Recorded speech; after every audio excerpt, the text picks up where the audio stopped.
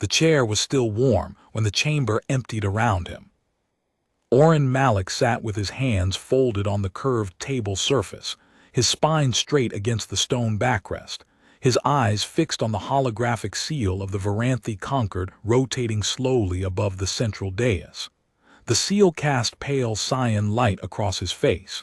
The light did not flicker, neither did he. 47 delegations had voted in favor of permanent exclusion. 3 had abstained. None had voted against. The Concord's presiding arbitrator, a tall Kelithani named Salvan Reth, had read the decree in the clipped formal diction their species used for binding pronouncements. His elongated gray skull had remained perfectly still, his four-fingered hands clasped behind his back, his slit-pupilled eyes moving over the chamber with the practiced calm of someone who had delivered 100 such rulings and expected no difficulty with this one. The words were procedural. The vote was unanimous. The Terran delegation was stripped of observer status, barred from the chamber floor, and given 14 standard rotations to vacate the diplomatic quarter. The other members of the Terran mission had already left. Consular Attaché Lyra Vandross had gathered the delegation's files from the shared archive terminal, her face tight with something between professionalism and fury. Junior liaison Davin Kost had powered down the translation suite, unplugging each module with the careful deliberation of someone who understood that this was the last time he would touch this equipment. The security detail, 2 quiet men in gray tunics who had spent 7 months standing in corners and learning nothing useful about galactic politics, had walked out without looking back. They had done what protocol demanded. They had followed the recall order that Terran Central Command had transmitted within 11 minutes of the vote. Oren had not. He sat in the Terran delegation's assigned seat row 14, position 7, at the outer curve of the secondary tier, and did not move. He had watched his colleagues file past him. Vandross had paused at the end of the row and looked at him, her mouth half open, a question forming. He had met her eyes with a calm that was not calm, it was something colder, something more decided, and she had closed her mouth and walked on. The decree gave them 14 rotations to leave. It did not say he could not sit in this chair for the next 13. Salvan Reth noticed him within the hour. The presiding arbitrator had been conducting the post-session procedural review with his staff in the alcove, behind the dais, when the chamber's passive monitoring system flagged an anomaly. One biosignature still registering in the delegation tiers. Reth pulled the feed on his personal display, saw Oren's still figure in the overhead view, a single motionless point of warmth in a cooling field of empty seats, and paused for 3 full seconds before speaking. The Terran delegate has not vacated. His chief of protocol, a younger Kelithani named Isara, checked the relevant statute on her datapad. The screen's glow reflected off the smooth gray planes of her face. The exclusion order grants 14 rotations for departure. He is within the window. He should not be in the chamber. The chamber access revocation takes effect at the close of the next session. He retains physical access until then. Reth studied the display. The human was sitting perfectly still, hands folded, eyes forward. He was not accessing any terminal. He was not recording. He was not speaking. He was doing nothing that any statute addressed. "Leave him," Reth said. "He will tire of the gesture." That was the first miscalculation. Oren did not tire. By the end of the first day, the chamber custodial staff had cycled through their cleaning protocols around him. 2 Tassery maintenance workers, small, meticulous beings with slate-gray hides and oversized pupils suited for detail work, had swept the aisles of the secondary tier with their standard-issue particulate collectors. They moved around Oren the way water moves around a stone. One of them glanced at him, noted his stillness, and logged it as non-interactive occupant. No action required in the maintenance report. The holographic displays had dimmed to standby mode. The ambient lighting had shifted to its low-power nighttime setting, casting long blue shadows across the empty tiers. The temperature had dropped 4 degrees as the environmental systems compensated for the absence of several thousand warm bodies. Oren sat in the cold. He had brought nothing with him. No datapad, no provisions, no change of clothes. He wore the same dark gray diplomatic tunic he had worn that morning, the fabric wrinkled at the elbows where he had leaned on the table during the vote, the collar slightly loose at his throat. His dark skin showed the dull sheen of someone who had not eaten in 12 hours. His close-cropped black hair, gray at the temples, caught the faint cyan light from the standby holographics. He was 53 years old. He had served in the Terran Diplomatic Corps for 26 of those years, starting as a junior trade analyst on the Proxima station, rising through postings at 4 different interstellar bodies before being assigned to the Varanthi Concord. He had been stationed here for the last 4 years, designated as senior trade representative to a body that had never once allowed him to speak during a formal session. In 4 years, he had submitted 112 formal petitions for speaking rights. Every one had been denied on procedural grounds: insufficient seniority, improper filing format, failure to secure a sponsoring delegation, or simply petition received, no action taken. He had filed 41 trade proposals through the approved channels, each one meticulously researched, each one conforming to every submission requirement in the Concord's 11,000-page procedural manual. Every one had been tabled indefinitely. He had requested observer access to 7 subcommittee hearings on human shipping routes through the neutral corridor. Every request had been referred to a review board that met once per cycle and had never, in 4 years, issued a single finding. The Concord had not banned humanity. It had simply made humanity irrelevant within its own chamber. The permanent exclusion vote had been a formality, the official stamp on an erasure that had been operating for years, the lock placed on a door that had never been open. Oren understood this. He had understood it for a long time, and he had decided, somewhere in the silence between the vote and the emptying of the chamber in that strange, still interval when the last footsteps faded and the environmental systems began their nighttime cycle, that the formality would not go unwitnessed. He would sit, he would not speak, he would not leave. And he would wait for them to decide what that meant. The second day brought the first ripple. The morning session convened at the standard hour, and the delegations filed into the chamber through the curved entry corridors, their robes and ceremonial dress catching the warm daylight that poured through the glass dome overhead. The dome was the chamber's defining feature, a vast half-sphere of reinforced crystal panels, 30 meters across, letting in the bright sky of the Concord's orbital station. Through it, the permanent daylight of the station's artificial sun illuminated everything in warm, clean tones. 3 Terran patrol cruisers hung in the visible distance, part of the neutral zone garrison that had been stationed there for 6 years, their hulls catching the light like gray splinters suspended in blue. The delegations noticed Oren immediately. His seat was at the outer edge of the secondary tier, but the Terran position was conspicuous precisely because it had always been conspicuous, placed at the periphery, separated from the main body of delegates by 2 empty seats on either side, a physical buffer that had been written into the seating protocol 4 years ago. The buffer had been framed as standard allocation for new member state delegations. Every other new member state had been given adjacent seating within 2 cycles. The Terran buffer had never been reduced.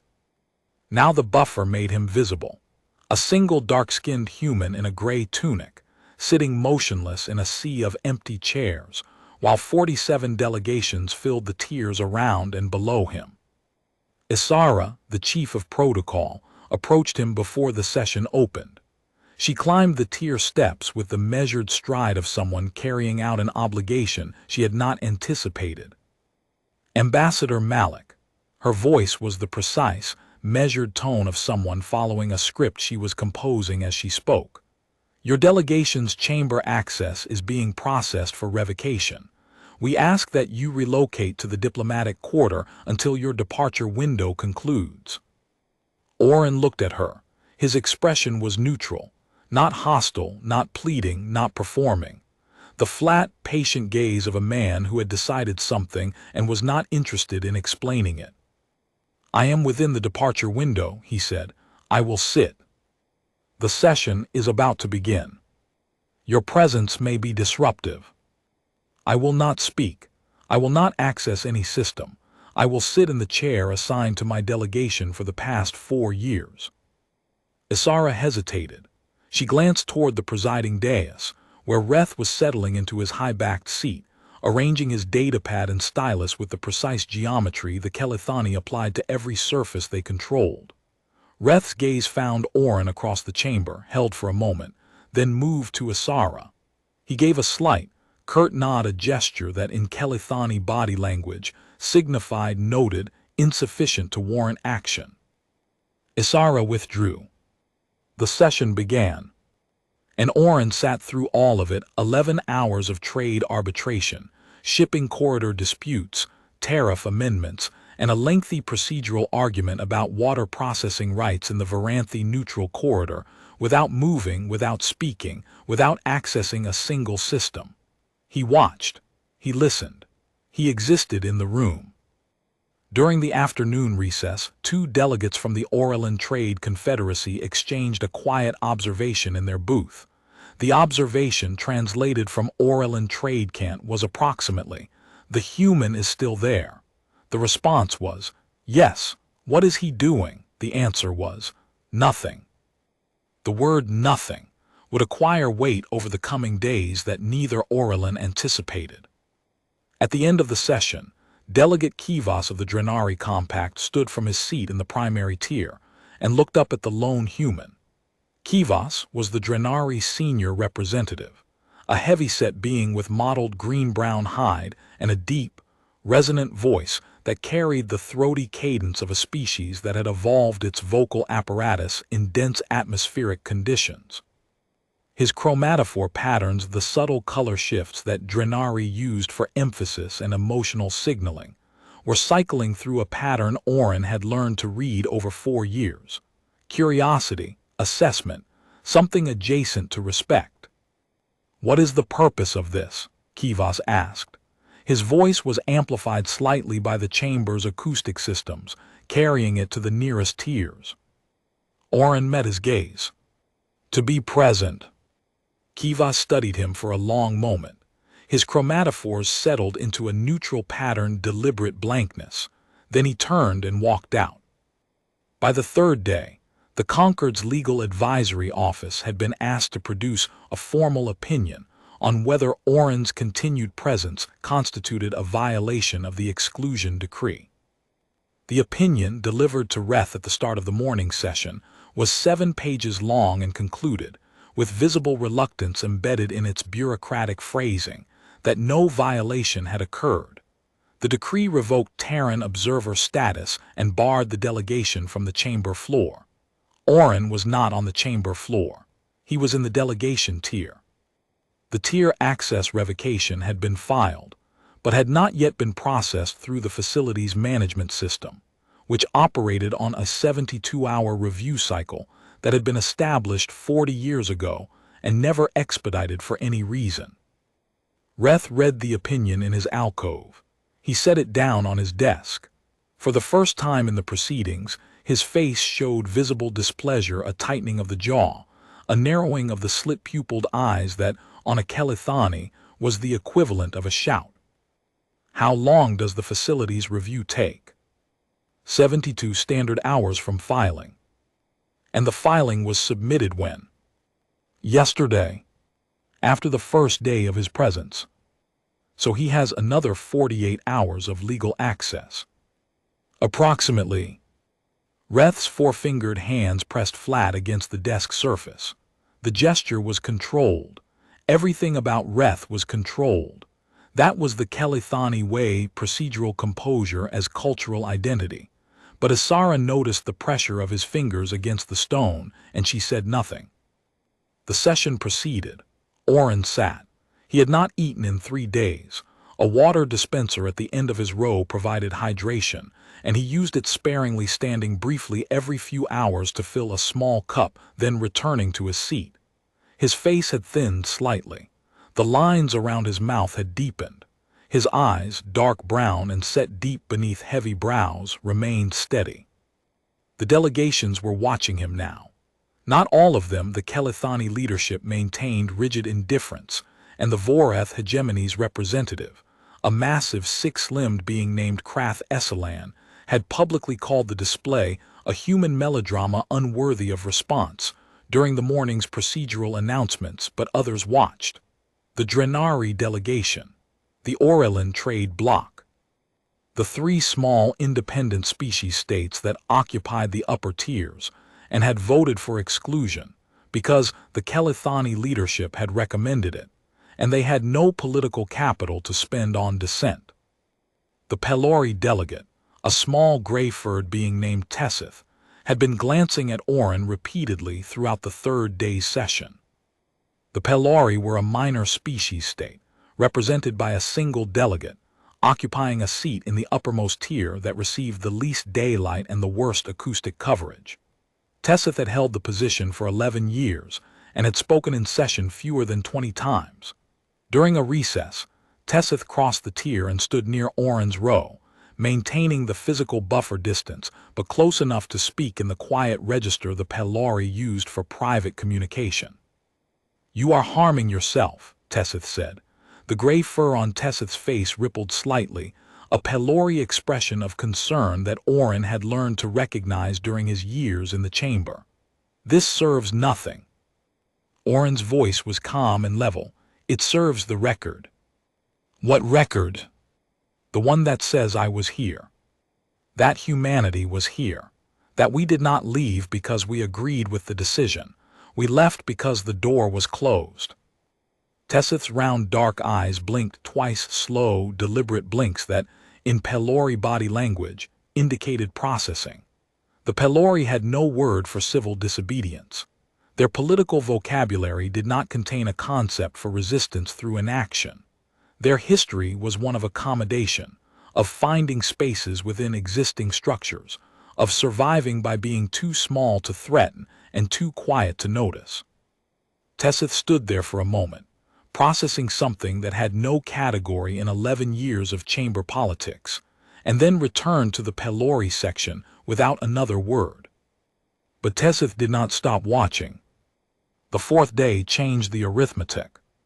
The facilities management review completed overnight, its 72-hour window expiring at 300 station time.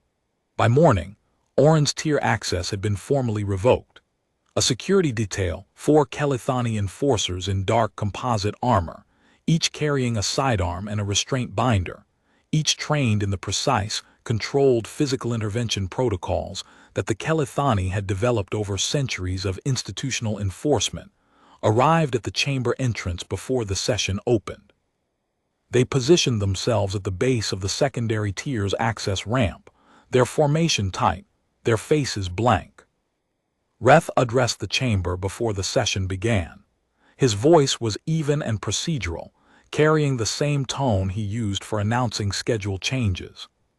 The Terran representative's access to the delegation tier has been revoked as of this cycle.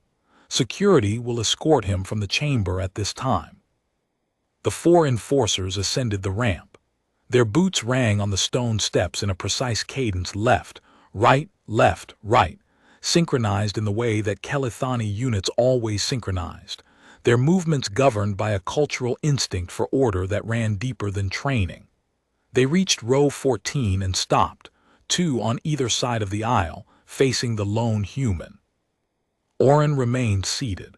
He looked at the nearest enforcer, a tall Kelethani with a shaved cranial ridge and deep-set eyes that reflected the chamber's cyan lighting, and said nothing. "Ambassador Malik," the enforcer said, "you are required to vacate the chamber." "I understand," Orin said. He did not move. The enforcer looked at his partner. The partner looked at Orin. The silence stretched for 6 seconds, then 8, then 12. In the tiers below, the delegations had stopped settling into their seats. Conversations died mid-syllable. Faces turned upward. Hundreds of alien eyes slit-pupilled, compound, round, multifaceted, bioluminescent, darkly reflective, fixed on the lone human and the four armored figures standing over him. The enforcer placed a gloved hand on Oren's shoulder.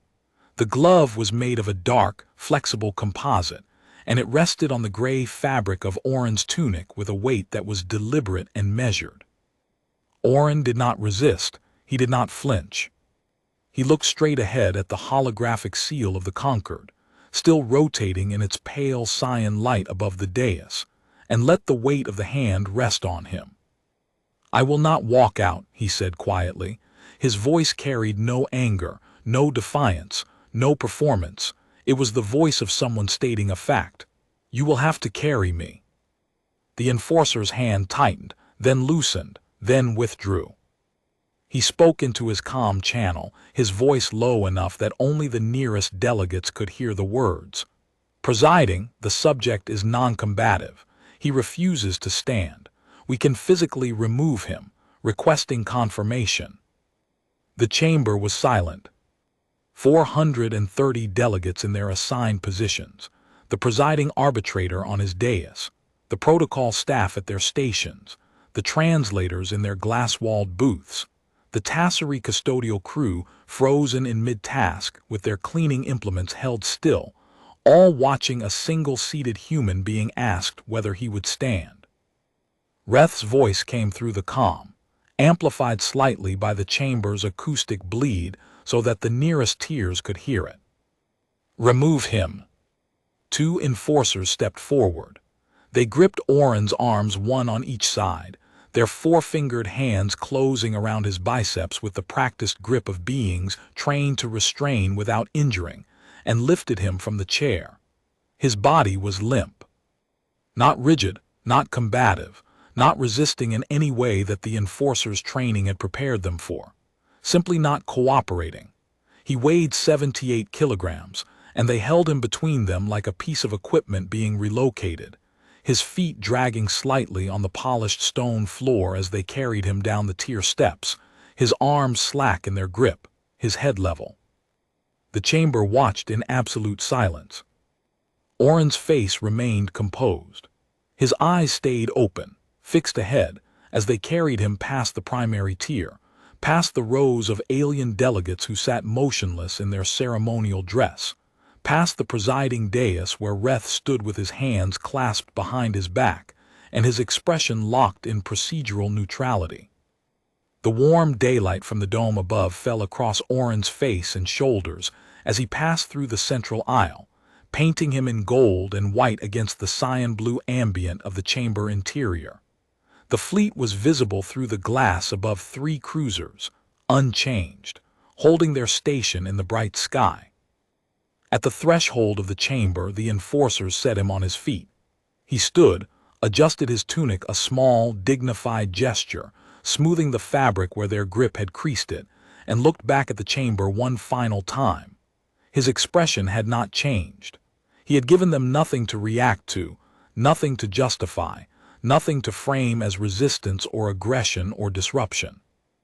Then he walked to the bench outside the main doors, sat down, and folded his hands. The image spread within hours. Not because anyone in the chamber had recorded it.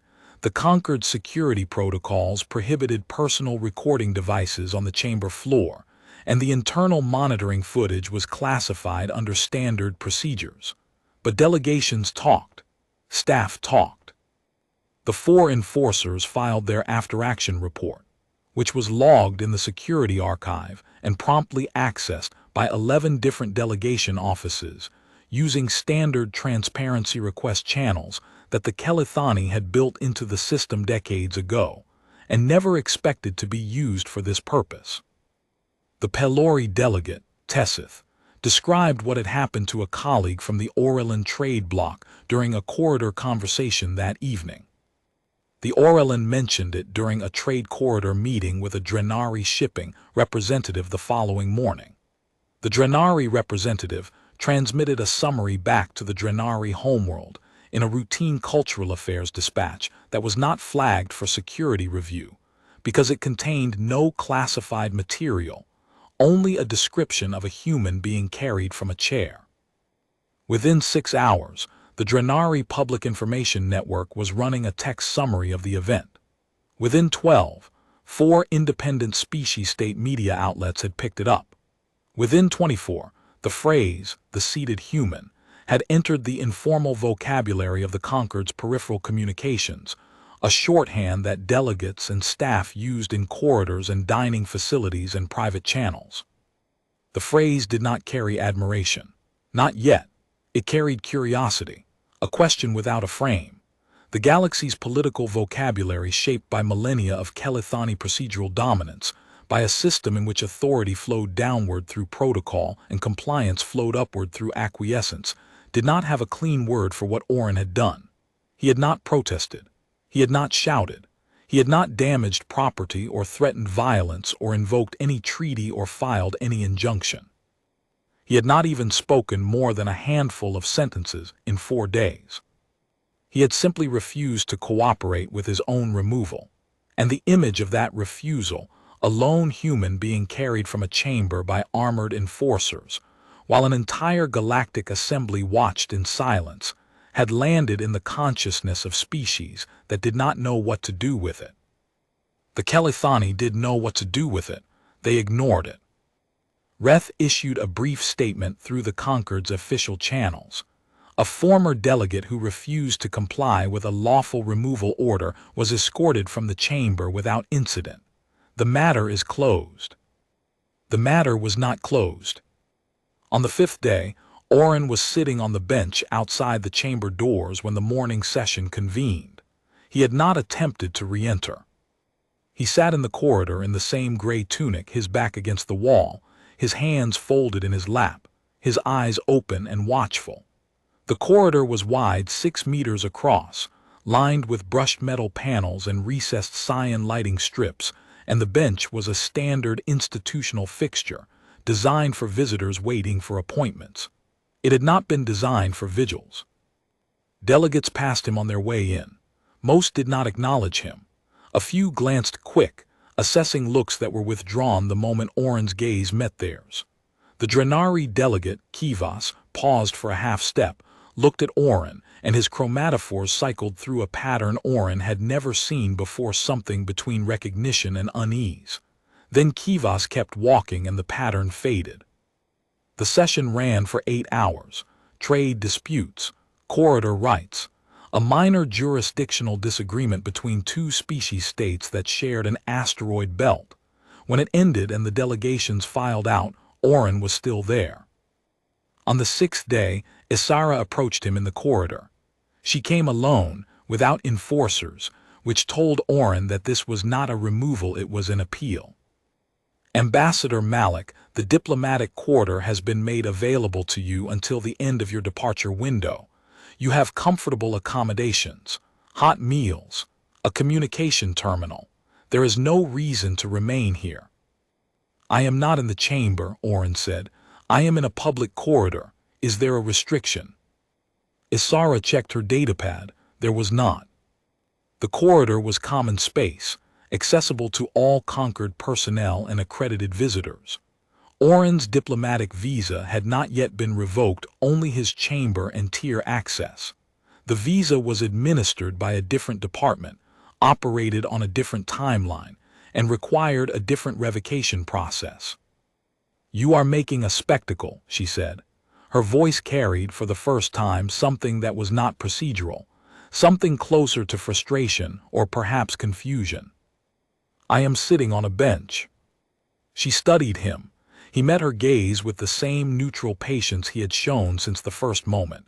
There was no defiance in it, no contempt, no performance, no anger that she could identify and respond to with a counter-protocol. Just a human being who had decided to be present and was not interested in being elsewhere. Your visa expires in 8 rotations, she said. I know. She left. Her footsteps echoed down the corridor, sharp and precise, and then she was gone and the corridor was quiet again. The Orelin Trade Confederacy was the first to break ranks. It happened on the 7th day during a routine tariff hearing. The Orelin senior representative, a broad-shouldered, bronze-skinned being named Vorith Thal, who had served on the Concord for 19 years and had never once deviated from procedural norms, requested a point of order before the session began. "I wish to enter into the formal record," Vorith said, his deep voice carrying to every tier, "that this body voted to permanently exclude its only Terran member based on a procedural petition that cited no specific violation, referenced no treaty breach, and produced no evidence of misconduct." The chamber went quiet, the kind of quiet that is not absence of sound but presence of attention. Reth's voice was sharp. The exclusion was approved by supermajority vote. The procedural basis was reviewed and accepted by this body.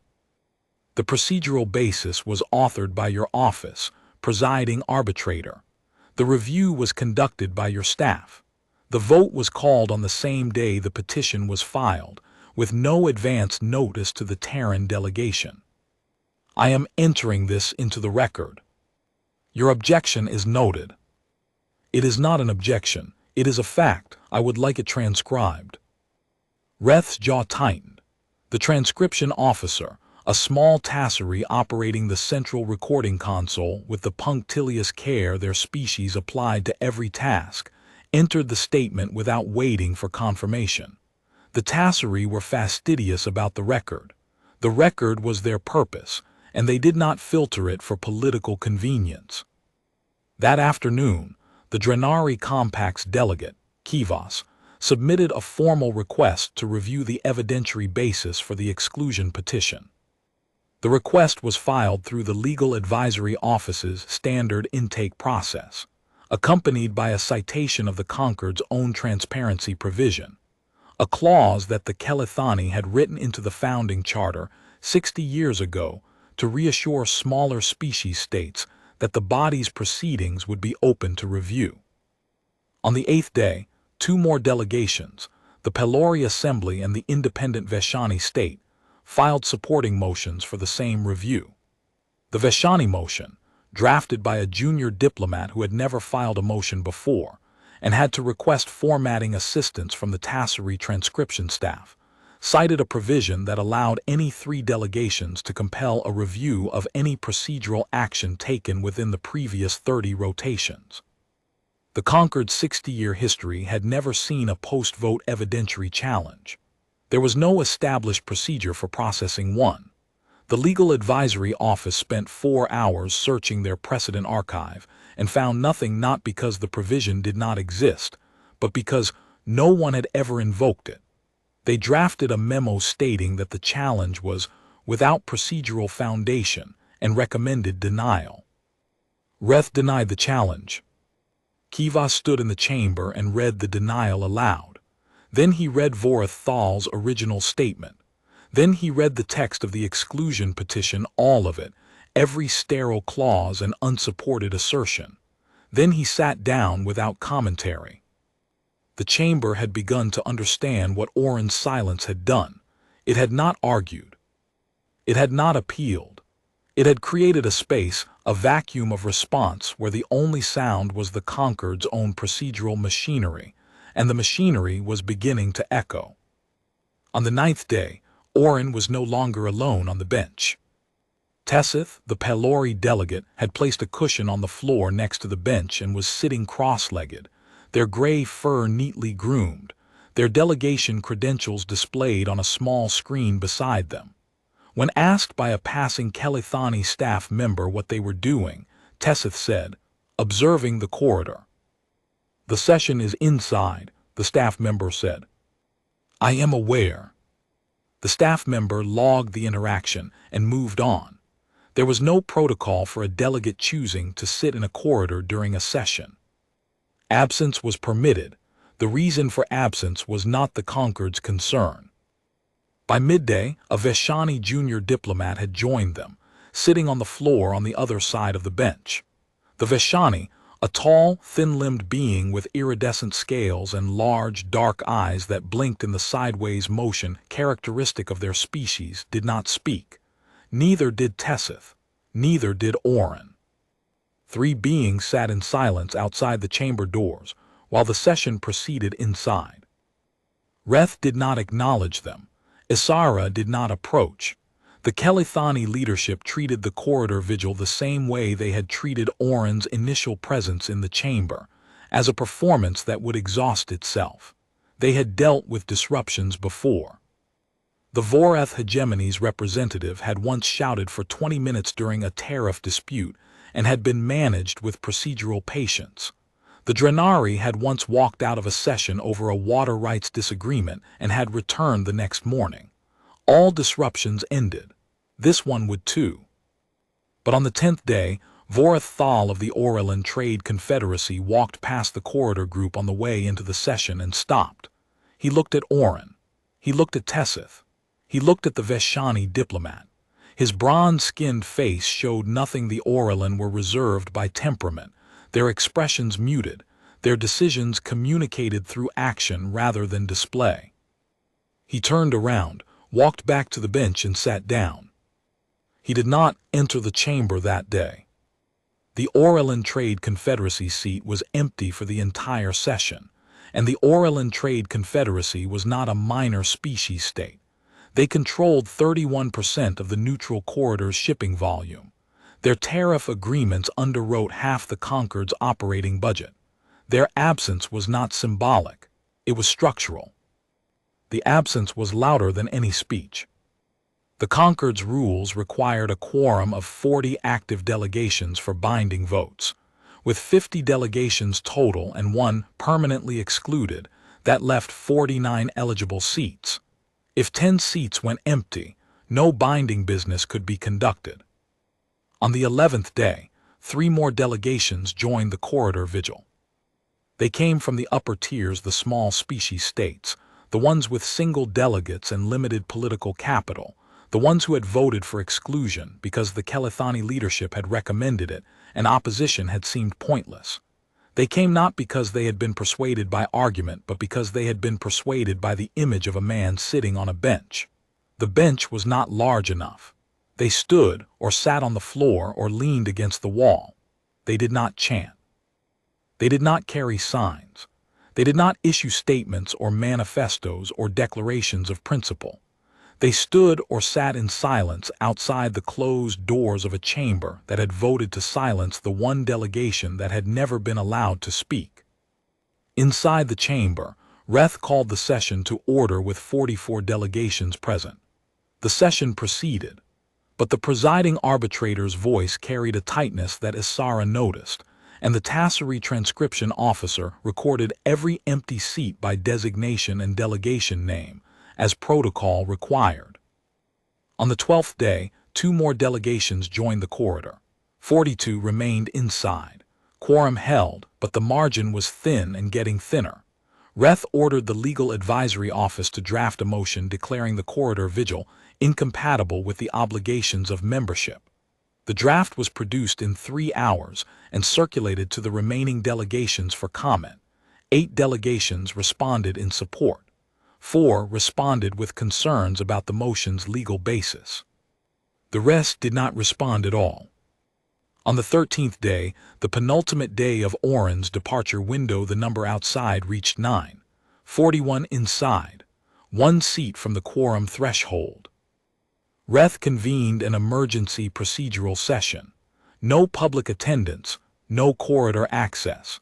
The doors were sealed, and the discussion was classified under the Concord's internal deliberation protocol, which exempted it from the standard transcription requirement. But the Tassari transcription officer transcribed it anyway, a quiet act of professional integrity that would surface weeks later, when the transcript was accessed through the same transparency provision that the Kelithani had written into the charter. Inside the closed session, Reth argued that the corridor vigil constituted coordinated obstruction of Concord proceedings and should be classified as a security threat. authorizing the enforcers to physically clear the corridor and detain any delegate who refused to either enter the chamber or return to their quarters. The Legal Advisory Office, to its credit, disagreed. They are standing in a public corridor. They are not blocking access. They are not making demands. They are not interfering with any delegate's ability to enter the chamber. They are not speaking. Their silence is the demand, Reth said. His voice, even in the classified transcript, carried an edge that the Tassery officer noted with a small annotation. Elevated register, non-standard.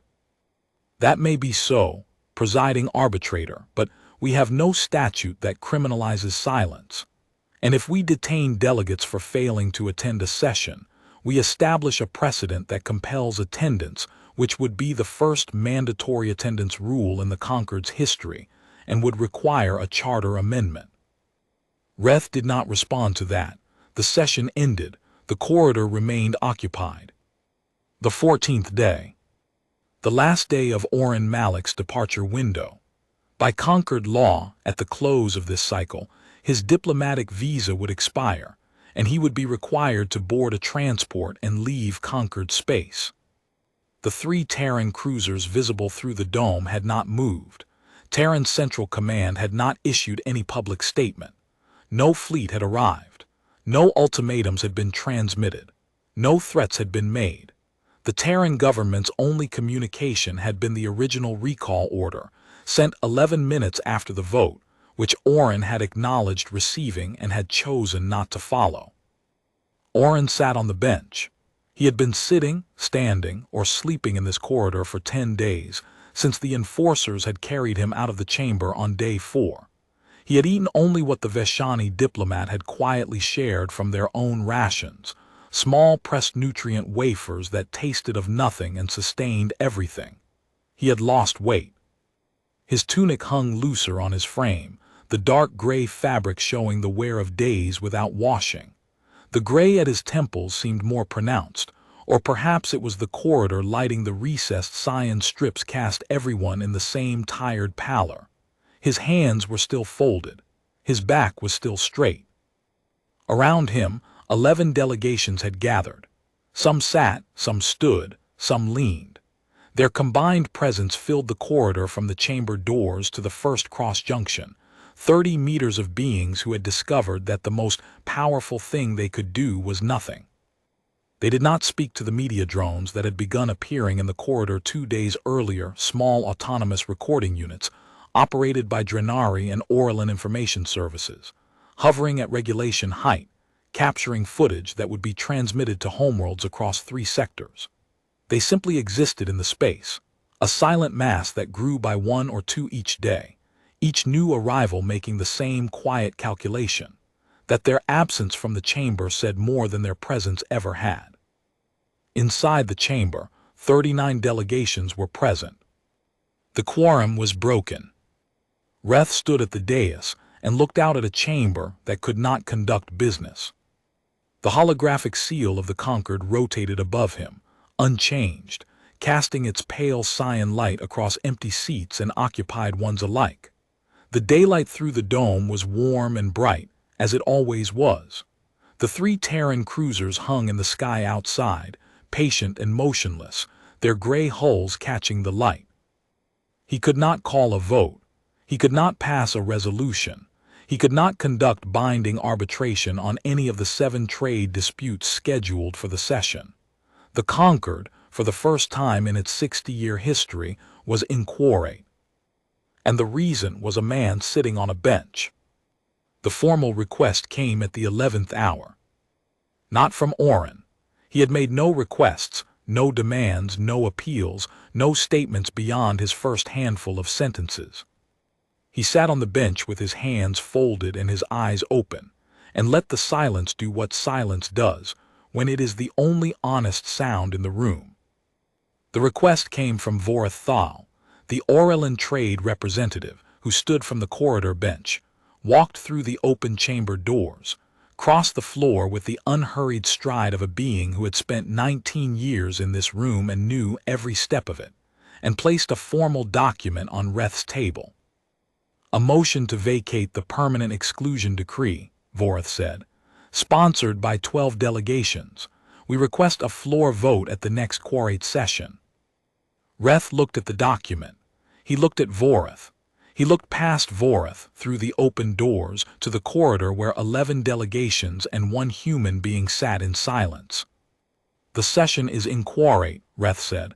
No business can be conducted. Then we will wait until the delegations return. They will not return while the human remains. The human's visa expires at the end of this cycle. He will leave. And when he does, I suggest the delegations in the corridor will return. And when they return, I suggest they will want to vote on this motion. I suggest you will want them to vote on this motion. Because the alternative is that this body remains in quorate indefinitely, and I do not think that is a precedent you wish to establish. Reth's expression did not change. The Kelithani face was built for composure, the angular bone structure, the narrow-set eyes, the thin-lipped mouth that barely moved even in speech. But something shifted in the way he held his hands. The fingers, which had been loosely clasped behind his back, tightened. The knuckles whitened against the gray skin. The motion is received, he said. Orin left at sunset. The Concord's orbital station did not have a natural sunset, but the environmental system simulated one, a gradual dimming and warming of the artificial light that signaled the end of the administrative cycle. Through the glass dome of the chamber, the simulated twilight turned the sky from bright blue to amber to a deep, warm copper, and the Terran cruisers became dark silhouettes against the fading light. Orin stood from the bench. His legs were stiff. His body ached in the way that bodies ache when they have been held still for too long by something harder than muscle, by a decision that had to be honored every hour, every minute, every time the body said move and the will said stay. He straightened his tunic, the same tunic, unwashed, wrinkled, bearing the creases of 14 days with a small, private gesture that no one was meant to see. Tessith stood with him. Vorath Thal stood with him. The Veshani diplomat stood with him. All 11 delegations rose as he rose, a slow wave of movement that started at the bench and rippled outward through the corridor. No one spoke. Orin walked to the transport dock. He walked slowly, not because he was performing, but because his legs were genuinely unsteady and the corridor was long. The delegations did not follow him. They stood where they were and watched him go.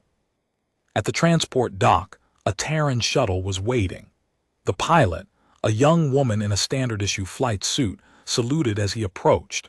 Her face showed something she was working to control, not pity, not admiration, something between the two that she did not have a word for. Orin returned the salute, the first gesture he had made in 14 days that was directed at another human being. He boarded the shuttle. The doors closed. The shuttle undocked and pulled away from the station, joining the 3 cruisers in the darkening sky. The corridor was empty. The bench was still there. The vote happened 17 days later. Orin was not present. He was aboard the TCS Perseverance, the Terran Neutral Zone garrison flagship, occupying a small cabin that Central Command had assigned him while his case was reviewed and his next posting determined. He had submitted no reports. He had made no public statements. He had declined 4 interview requests from Drenari Media Services, 2 from Oralin Academic Networks, and 1 from a Pelori cultural archive that wanted to record his account for what they called the Silence Documentation Project. Inside the Concord chamber, all 50 delegations were present for the first time in 4 years. The Terran seat, row 14, position 7, was empty, its access formally revoked, its terminal dark. But the seat was visible, and every delegation in the chamber could see it, and every delegation knew who had last sat in it and what had happened when he refused to stand. Vorath Thal read the motion aloud. It was 3 sentences long. This body voted to permanently exclude the Terran delegation on the basis of a petition that cited no violation, referenced no breach, and produced no evidence. This body carried out that exclusion by physically removing a non-resistant delegate from the chamber. This body now votes to vacate the decree. The vote was called. Delegation by delegation, name by name, the Tassery transcription officer recording each vote in the permanent archive. 31 in favor, 12 against, 7 abstentions. The permanent exclusion decree was vacated. Reth recorded the result without commentary. The Tassery officer entered it into the permanent record with the same meticulous care they applied to every entry. The holographic seal of the conquered rotated above the dais, unchanged.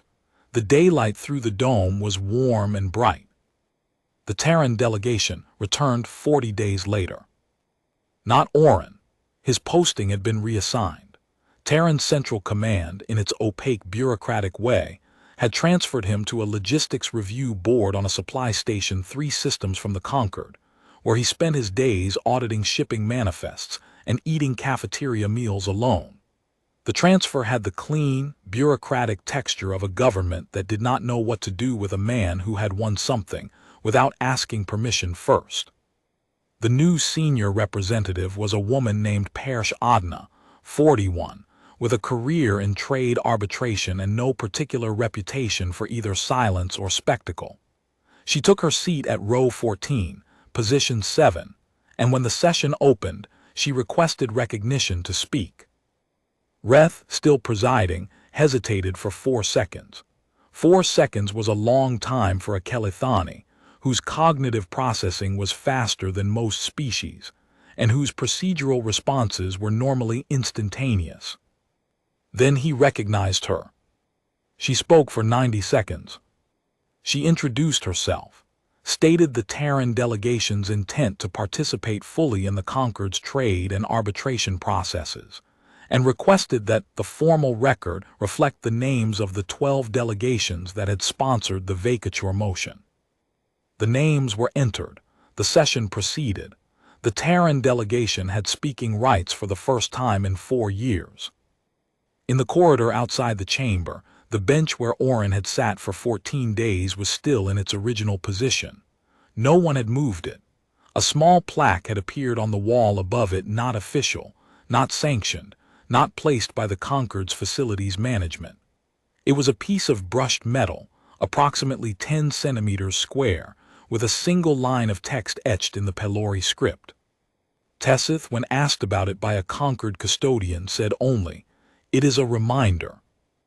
The custodian checked the facility's regulations. Unauthorized signage was subject to removal, but the regulations specified signage in a Concord-recognized language, and the Pelori script had never been adopted as a Concord-recognized language because the Pelori had never been considered significant enough to warrant it. The custodian did not remove the plaque. The ripple moved outward in the way that ripples do, slowly at first, then everywhere at once. The Drenari Compact, within one standard cycle, submitted a proposal to restructure the Concord's petition process. Under the proposed rules, any exclusion petition would require an independent evidentiary review conducted by a panel of 3 non-sponsoring delegations, a minimum notice period of 30 rotations, and a 2/3 supermajority rather than a simple majority. The proposal was debated for 3 sessions and passed with 41 votes in favor. The Orlin Trade Confederacy introduced a motion to audit all previous exclusion actions in the Concord's 60-year history. The audit revealed 4 prior exclusions, all of minor species states, all conducted under similar procedures: expedited petitions with no evidentiary review, authored by the presiding arbitrator's office, voted on the day of filing. In 3 of the 4 cases, the excluded species had simply left and never returned. In the 4th, the species had dissolved its government within a decade of exclusion. The audit's findings were entered into the permanent record. No one commented on what they implied about the 4 species that had been expelled before humanity. No one needed to. Reth remained presiding arbitrator, but his office's authority to author petitions was quietly curtailed by a procedural amendment that passed during a routine session with no debate and no opposition. Isara, his chief of protocol, requested a transfer to the Concord's archival division 2 weeks after the amendment passed, and was granted it without question. The Concord did not transform overnight. The Kelithani still held structural advantages in committee composition, voting weight, and procedural knowledge. The Terran delegation still sat in row 14, at the periphery. The physical buffer, 2 empty seats on either side, remained in the seating protocol. But 3 months after the reinstatement, the Veshani junior diplomat, who had been the second being to join Oren on the bench, submitted a motion to review the seating allocation protocol. The motion was co-sponsored by Tessith. It passed without debate. The buffer was reduced to 1 seat on each side, then, 6 months later, eliminated entirely. Oren learned about the vacature vote from a cargo manifest. He was auditing a shipment of agricultural equipment bound for a Terran colony in the neutral corridor when the routing label flagged the shipment's origin as Conquered Space Trade Route 7, authorized under restored Terran access.